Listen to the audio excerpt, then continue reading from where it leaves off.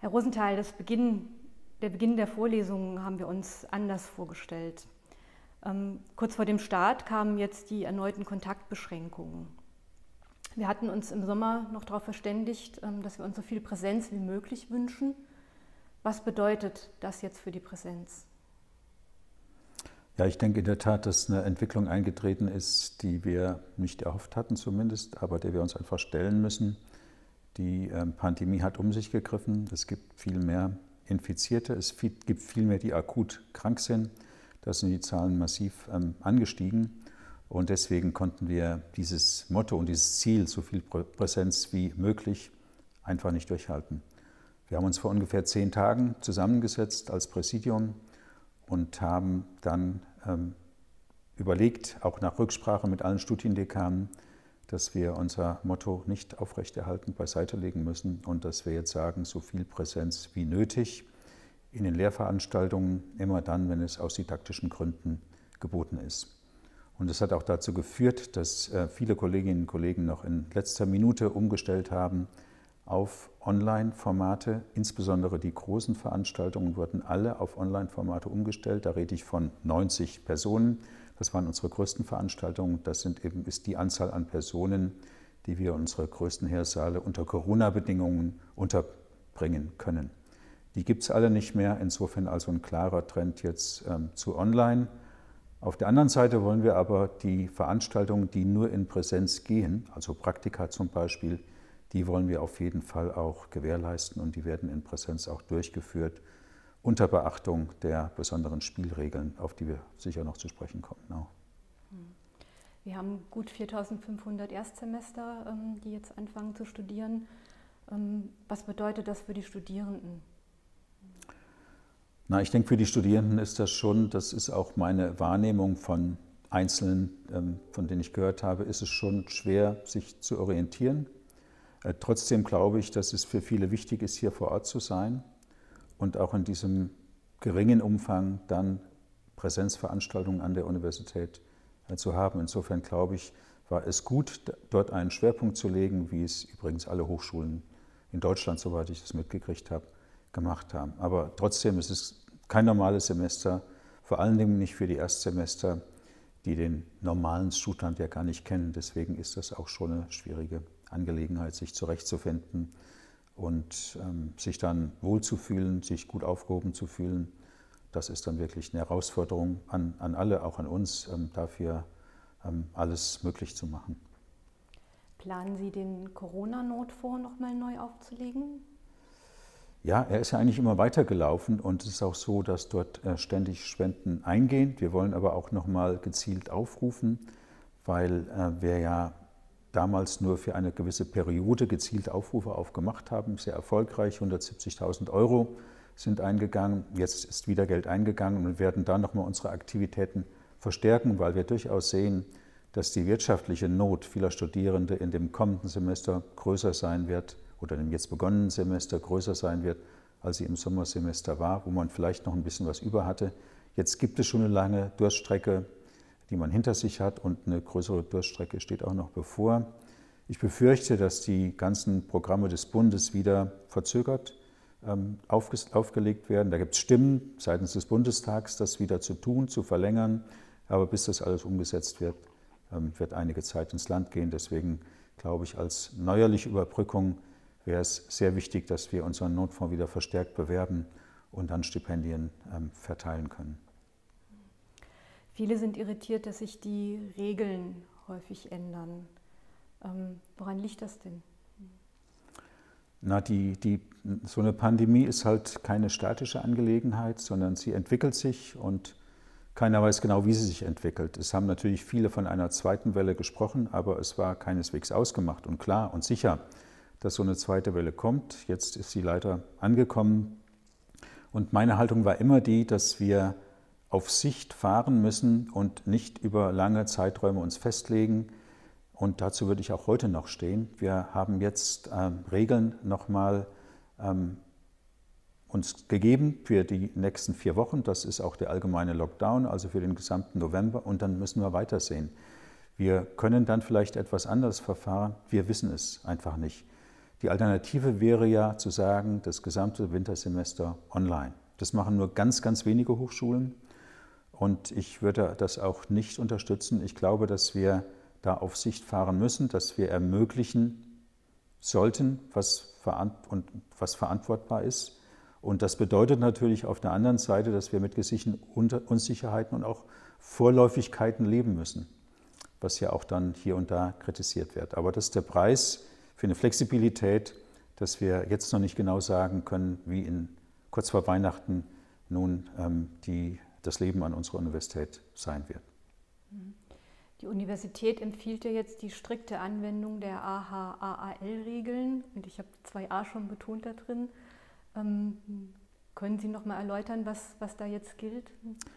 Ja, es wird immer länger, die Buchstabenfolge. Also das erste A bedeutet Abstand und ich habe immer gesagt, und das bestätigt auch das Infektionsgeschehen und genauso agieren auch die Gesundheitsämter, der Abstand ist das A und O. Abstand halten ist wichtig.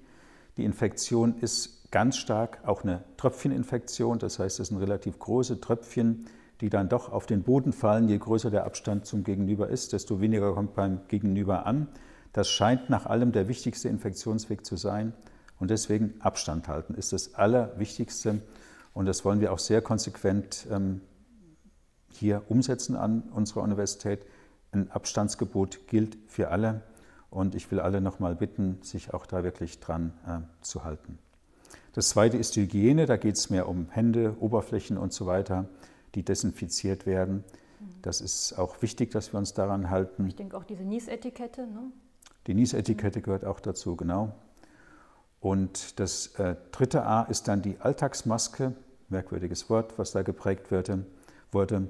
Da haben wir auch nochmal zugelegt in den letzten Wochen und auch Tagen und sagen, dass an der Uni grundsätzlich eine Maskenpflicht besteht, auch in den Räumen der Uni, auch wenn man am Platz sitzt, zumindest in Lehrveranstaltungen. Und es gibt davon Ausnahmen, zum Beispiel im Verwaltungsbereich, die wir auch in unseren FAQs zum Beispiel genau ausgeführt haben. Aber Maskenpflicht ist wichtig und wir werden sie auch einfordern und darauf achten, dass die Masken getragen werden. Dann hat die Uni ja, also ich komme zu dem zweiten A, zu der App, die schon empfohlen wird vom Bund zur Kontaktverfolgung, nochmal eine eigene, eine digitale Anwendung nochmal eingeführt, das Coroniton. Was macht denn Coroniton? Coroniton erfasst elektronisch die Teilnehmenden von Lehrveranstaltungen. Wir setzen es also in Lehrveranstaltungen ein. Es läuft über einen QR-Code, den man fotografieren muss mit einem Smartphone. Das kann das eigene sein, kann aber auch die eines Kollegen, einer Kollegin sein, also irgendein Smartphone. Man gibt den Namen ein, Telefonnummer, die geplante Aufenthaltsdauer, das war's. Ich habe es auch selber mal gemacht. Als eher Online-Muffel und es hat tadellos geklappt und es ist, glaube ich, eine sehr gute Art zu registrieren. Warum machen wir das?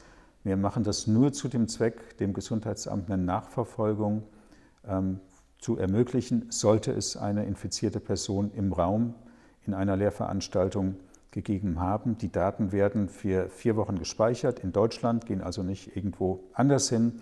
Ist ein Projekt auch und ein Programm, was von einer deutschen Universität entwickelt wurde und es wird vielfach angewendet. Ich habe vorhin in der Landespräsidentenkonferenz darüber berichtet und ich bin sicher, dass einige hier anfragen werden und auch dieses Konzept und dieses Programm Coroniton von uns dann übernehmen werden.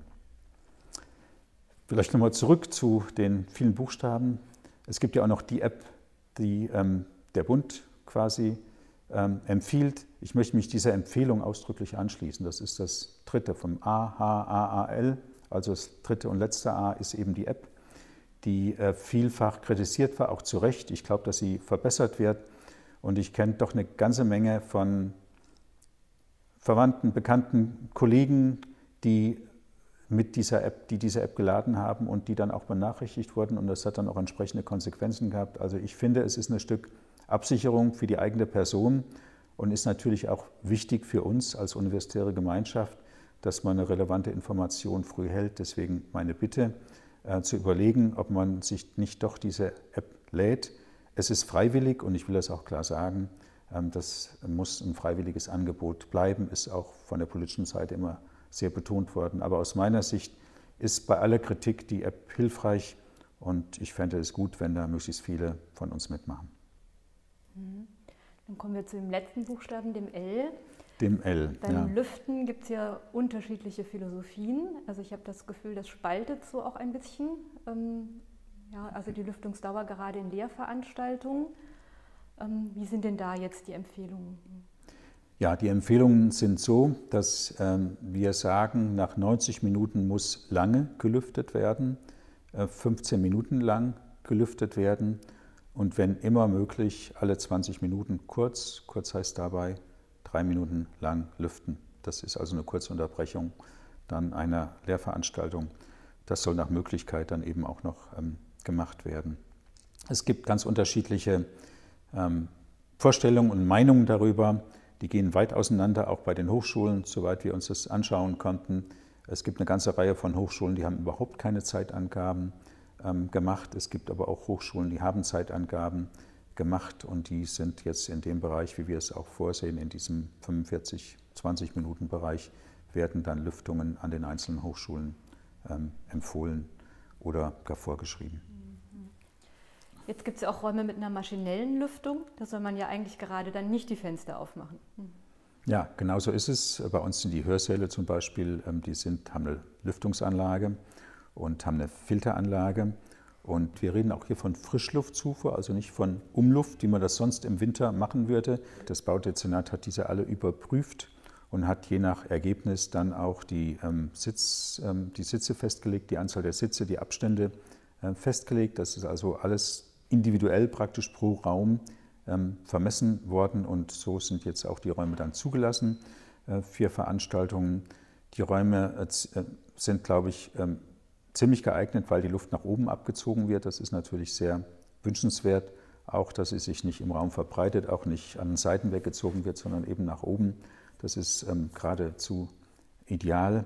Deswegen sind die Räume geeignet und wir brauchen da natürlich und sollten da auch nicht lüften, weil wir da nur den Luftstrom stören würde, wenn man da die Fenster noch aufmacht. Wie ist denn jetzt die Akzeptanz der Regeln? Ja, bei den allermeisten wirklich gut. Es gibt die meisten sind überzeugt, dass die Regeln wichtig sind, dass wir unser Gegenüber schützen, die anderen schützen und auch uns selber schützen und dass wir letzten Endes durch Befolgung der Regel unser Miteinander, so wie wir es heute haben können, auch aufrechterhalten. Es gibt auch Ausnahmen, auch die haben wir in den letzten Tagen, vergangene Woche, auch diese Woche gesehen. Denen gehen wir auch nach. Und ich möchte diejenigen auch bitten, die sich jetzt nicht an die Regeln gehalten haben, das zu tun.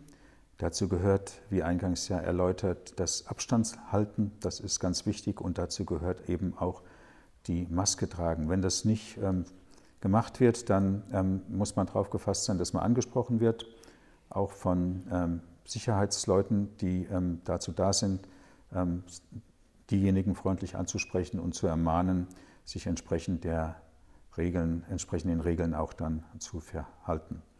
Es gibt ja jetzt auch seit Montag ein Alkoholverbot auf dem Campus. Das dürfte das erste Mal seit 1558 sein, dass ein Präsident sowas ausgesprochen hat. Ich denke schon, gerade die Universität war ja privilegiert, was die Versorgung mit Bier angeht, über die Jahrhunderte zum Beispiel, vielleicht auch mit Wein in Jena.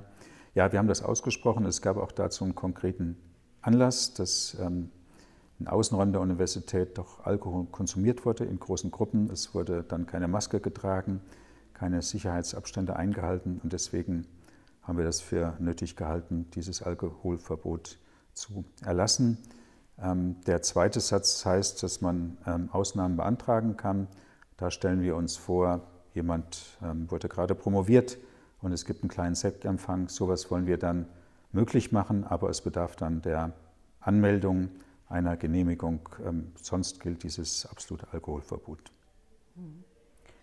Und bleiben die Regeln jetzt das ganze Semester bestehen? Nein, sie sollten zunächst mal im November bestehen bleiben, orientiert eben an den allgemeinen Lockdown-Regeln, so nenne ich es mal, auf die sich Bund und Länder geeinigt haben. So lange werden sie bestehen und das halte ich auch für vernünftig und Wir werden sicher in 14 Tagen, 3 Wochen schauen, wie es weitergeht, genauso wie es auch Bund und Länder angekündigt haben, dann nochmal die Maßnahmen zu überprüfen. Und das werden wir auch tun und das betrifft eben wieder dieses Thema. Wir wollen jetzt nicht sagen, bis Weihnachten bleibt alles so oder gar im ganzen Semester.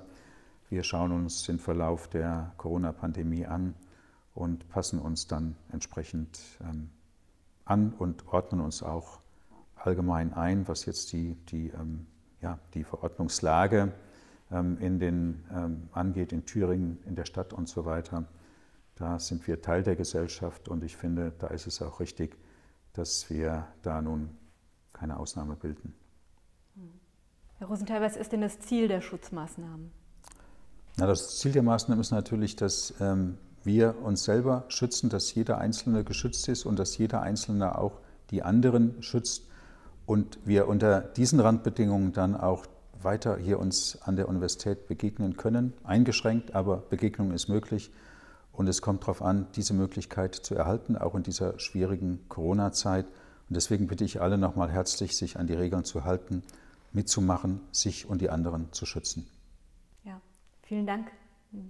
Ja, vielen Dank auch an Sie und vielen Dank an das gesamte Team hier.